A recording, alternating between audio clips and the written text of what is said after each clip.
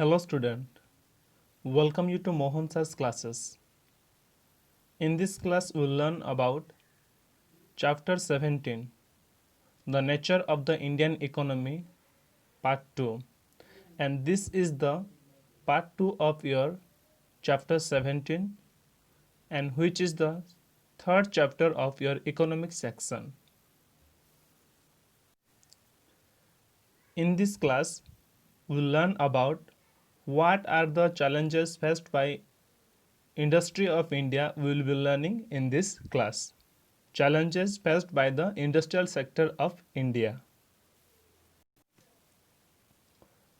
Let us learn paragraph wise. Challenges facing the industrial landscape. First paragraph. Producing goods in factory requires machinery, electricity, various chemicals and other raw materials. We know that to produce any kinds of goods in a factory, we need or we require many things. What are those things? Like a machinery, electricity, and various chemicals and raw materials. During production, some industry discharge harmful chemical wastes that pollute the environment. That means during the production process, some of the industry they discharge the harmful chemical waste.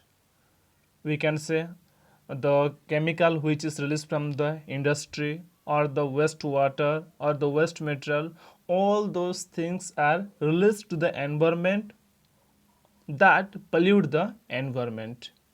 So this paragraph says that means for producing goods in a factory we need machinery, electricity, chemicals and other raw materials, and during the production we use many kinds of chemicals, and the industry also discharge many harmful chemicals and waste, and those harmful chemicals and waste they pollute the environment. Next paragraph. Dust, smoke and polluted water discharged from the factories increases soil, water and air pollution. We know that from the industry, dust, smoke and water, these things were discharged from the factories.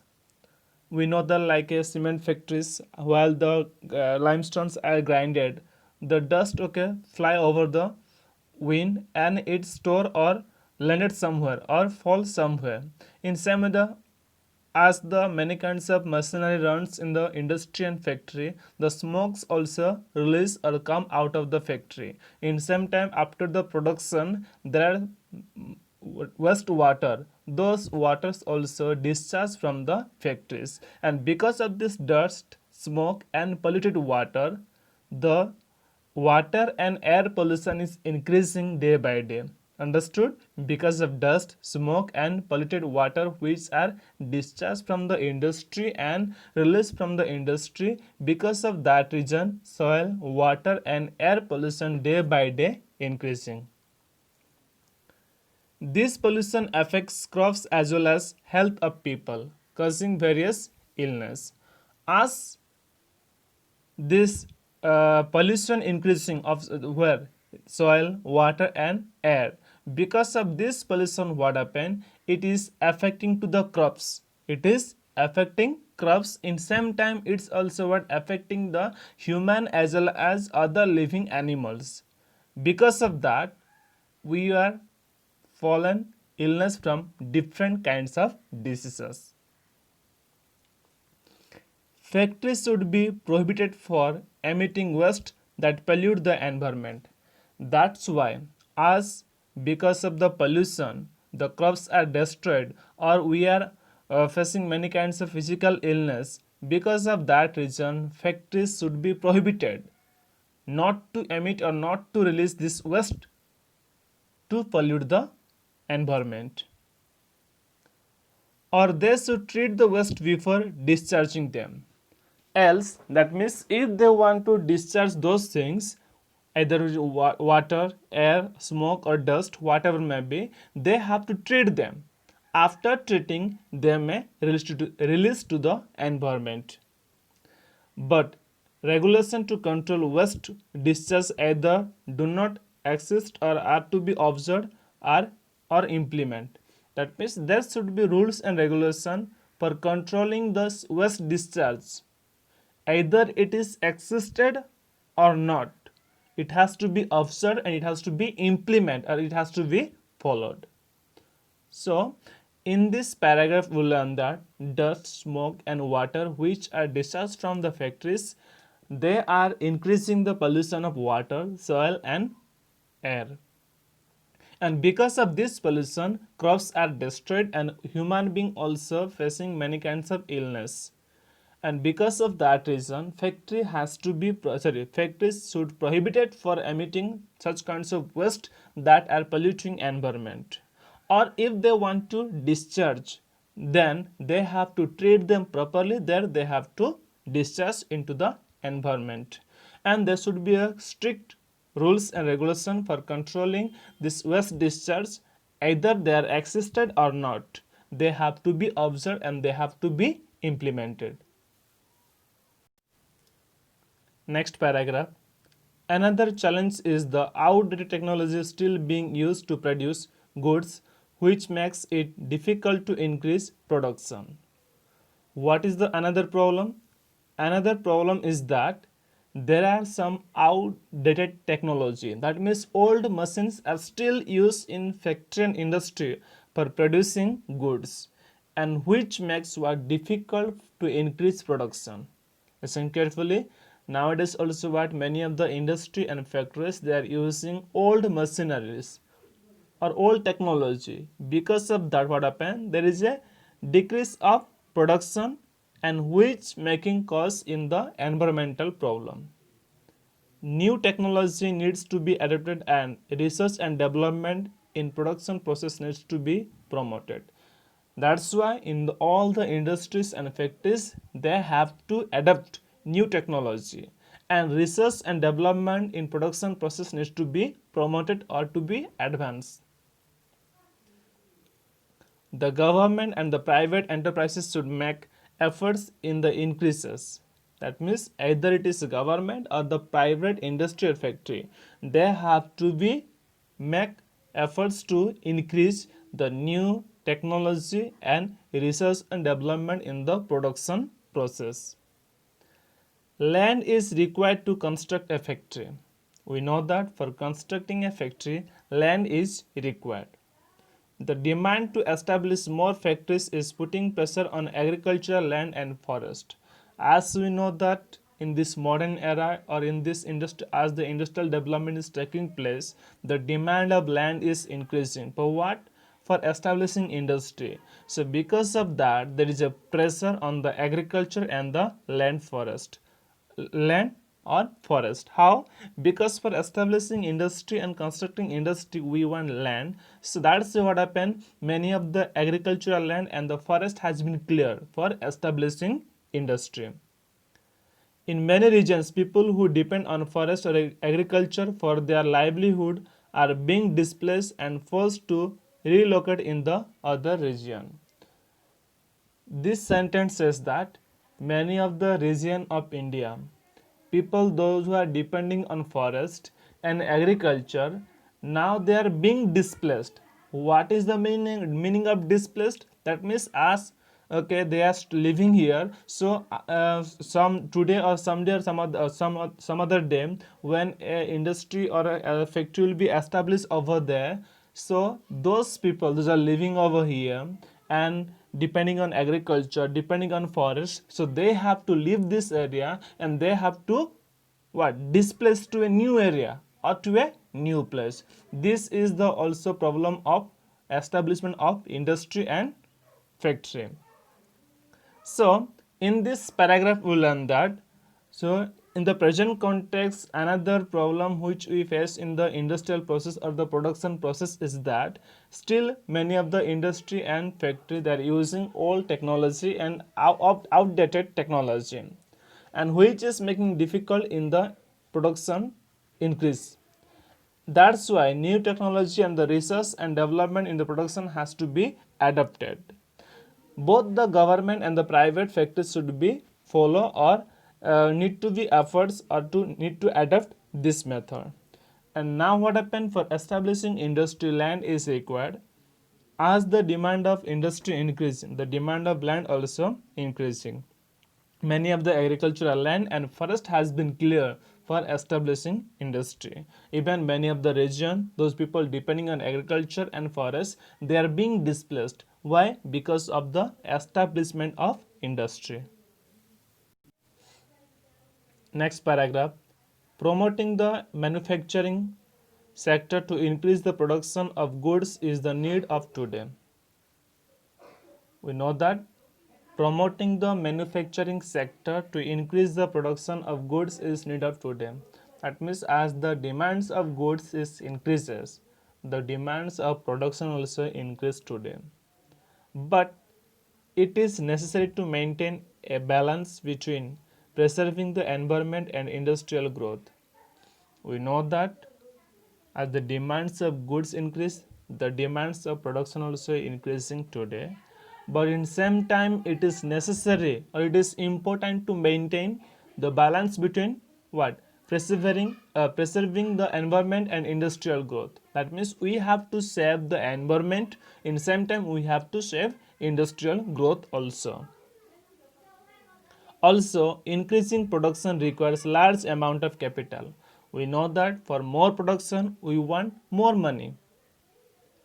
This is why the government is inviting foreign investor. So because of this reason, what happened? Government is inviting foreign people to invest money in the India for establishing industry and factory. Encouraging the steel, cement, electricity, renewable energy and information technology industry is a leading priority for the government because it leads to all around economic development.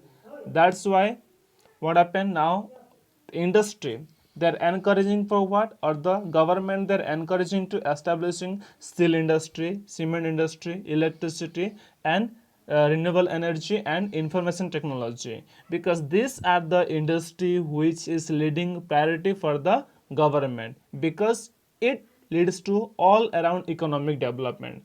But that means these are the industry which leads for the all round or complete economic development. So in this paragraph it is mentioned that as the demand of goods increase, the demand of production also increase. And in this time what happen, we have to maintain the balance between conserving environment and conserving the industrial growth. In same time, for increasing the production, we want large amount of capital or money, and that's why government is inviting foreign investors for investing money on India, and they are encouraging to establish cement, steel, electricity, renewable energy and information technology industry to establish in India, because these are the industry which leads to all around economic development of a country. At present, around 60 to 70% of industrial labor force work in the unorganized sector, while 30 to 40 work in the organized sector. When we talk about the present context, out of 100%, 60 to 70% of the industrial labor they are forced to work in the unorganized sector, and 30 to 40% worker they work in the organized sector. Workers in the organized sector receive many benefits and have a sense of security, which is not the case in the unorganized sector. That means those workers working in the organized sector, they receive many kinds of benefits. They get what? A holiday, they get the pension, they get many medical facilities or insurance. There are many kinds of facilities are given to these people or workers those are working in the organized sector. But these things are not given to the worker those are working in the unorganized sector. Workers in the unorganized sectors are often forced to work for long hours for lower wages. That means Those who are working in the or organized sector, those workers are forced to work for long hours, but they are paid less wages. It is a challenge to protect the workers from the exploitation and provide them with the necessary benefits. That's why it's our duty that we have to protect the worker. Which worker? This worker those are working in the unorganized sector from this exploitation, and we should provide them the necessary benefits. In this paragraph, it is says that 60 to 70% of industrial labor are working as a forced labor, and only 30 to 40% they are working in the organized sector. Those workers working as in the organized sector, they get many kinds of benefits. They get holidays, they get medical facilities, they get pension, they get EPF. There are many facilities they get. But those who are working in the all organized sector, they don't get anything, and they had to work long hours, but they get less wages. That's why it is our challenge, or we have to confront that we need to protect such kinds of worker for the exploitation. People who work in government office have fixed hours of work. We know that those people are government employed. They work in the office for fixed hour. For a teacher, the teacher work in a school from 10 o'clock to 4 o'clock. They get their salary every month, and those government employer, they get salary every month. They also get provident fund as per government rules. These workers or the government employer, they also get provident fund as per the government rules. They are entitled to medical and other allowance in addition to their salary. That means other than salary, they also get what? Money for the medical treatment and other additional salary. They do not work on Sunday and they get paid holidays. That means this government worker, they don't work on Sunday and they don't work other holiday. Even then they get payment for the holidays. They are given an appointment letter when they take a job, which clearly states all the terms and conditions related to their employment. That means when they are employed as a government employer, in that time they get what? A appointment letter, and in that appointment letter all the conditions are clearly mentioned. So what we learn from this paragraph? That means government work or people who work in the government office, they have fixed work hour, they get salary every month, they also get what? Provident fund and from the government. In same time they are also given medical facilities and other allowance in addition to their salary. They do not work Sunday and other holiday, even then they are paid. And when they are appointed as a worker, they get a appointment letter, and in that letter all kinds of terms and conditions related to employment are mentioned. Next paragraph. Now consider those people who are daily wage worker in, say, a grocery shop. They go to work at 7:30 in the morning and work till 8 at night. That means if we talk about daily wages worker, those who work in the any construction area or grocery shop or anywhere, so they have to go what time? At 7:30 in the morning, and they will be working till 8 p.m. at night. They do not get any additional allowances, incentives apart from their wages. That means as like government worker, they don't get any kinds of allowances or any kinds of provident fund or medical facilities. They don't get any appointment letter from the employer stating the terms and condition of their employment, and these people, they don't get any kinds of appointment letter that should be mentioned terms and condition of their employment. Their employer can terminate them from the job at any time, and in their case the employer can terminate or remove them from the job at any time. So in this paragraph, we learn about the people those who work in the all organized sector. That means daily wages of the people those are working in the grocery shop or somewhere else. So what time they go to work? They go to work morning at 7:30 and they come back evening at 8 p.m. They do not get any kinds of additional allowances or incentives apart from their salary. They don't get any appointment letter during their appointment that which terms and conditions are mentioned, and their employer can terminate them or remove them from their job at any time.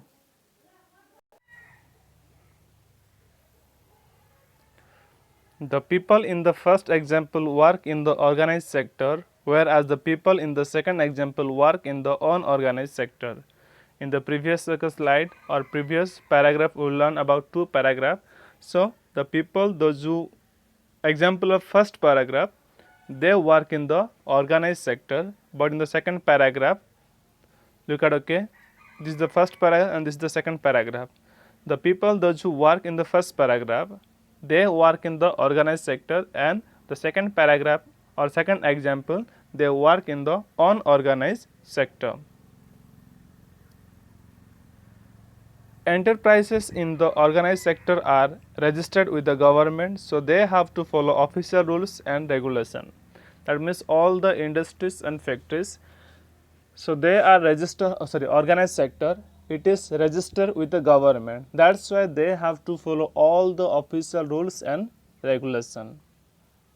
That's why the sector is known as organized sector, because it observes official procedure and processes. So this sector is organized sector. Why? Because they are registered with the government and they observe all the official procedures and the process. Employees in the sector get benefit of job security and their employment condition and regulated. That means those who work in the organized sector, they get okay many kinds of benefits and job security, and the employment, there is a condition and regulated. They are expected to work for a fixed period of time. Those who working in the organized sector, they are expected to work only a fixed period of time. Example, for a teacher, the time is work from 10 o'clock to 4 o'clock. If they work extra hours, they are paid an overtime by the employer. In this organized sector, if the employee, they work extra hour, then they are paid extra money also or overtime money. They also get many other benefits from their employees. These organized sector workers, they get many kinds of benefit from their employees. These benefits include paid leave, provident fund, medical insurance, other incentives, and pension after the retirement. So what are the benefits get by these people that are working in the organized sector? They get what? Like a paid leave, provident fund, medical insurance, incentives, pension after the retirement. In addition, the factory owner has to ensure availability of clean environment. In the same time, what happen? The factory owner also what? Try to provide what? A clean environment. The unorganized sector is made of smaller units, many of which are not registered with government. But when we talk about the unorganized sector, there are small units or small factory or industry and which are not registered with the government. There are rules and regulations for the sector, but these are not strictly followed. That means in that small units there are rules and regulations, but those rules and regulations are not strictly followed. The salaries are usually lower and irregular. That means in the unorganized sector they are less pay and it is also not regular. There is no provision for overtime wages for extra hours of work, paid holidays, leave, medical benefits, etc. That means in the unorganized sector there is no any provisions like wages for the overtime work or payment for the holidays or leave or medical benefits. There is nothing facilities like that. There is no job security and employees can be dismissed without any specific reason on the times of the employer. That means it is said that there is no job security and the employees can be dismissed or removed from the job at any time, any reason to the employer. There are also laid off during the off season when there is little work. That means if there is no work, we can be stay at home without any payment. So what we learn from this paragraph? We learn from this paragraph is that this unorganized sector is made of small units and which are not registered to government. There are rules and regulations, but those rules and regulations are not strictly followed. The salaries are what? Very less and it is not paid regularly, and there is no any provisions like wages for the extra work hour, payment on the holidays, leave, medical benefits, nothing is given to them. And there is no job security. The employer can be remove the employees or dismiss them anytime without any reason. And if there is no work or sometime if the little work, many of the employees can be stay back at home without payment. Next paragraph. A large number of people in the unorganized sector are also self-employed, such as hawkers, mechanics and maintenance and repair workers. That means if you talk about the organized sector, there are many people those who are self-employed. How? That means what? We can say rickshaw, mechanics, maintenance or other people. Similarly, farmers who work in their own fields are also self-employed.